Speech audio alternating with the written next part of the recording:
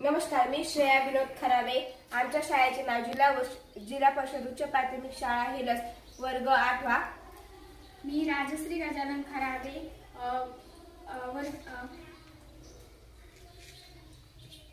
आमच्या शाळेचे नाव जिल्हा परिषद उच्च प्राथमिक शाळा हिलस, विकसित भारत 2025 अंतर्गत आम्ही हा प्रोजेक्ट तयार केला आहे। ह्या प्रोजेक्टचे नाव वॉटर ट्रीटमेंट प्लांट आहे।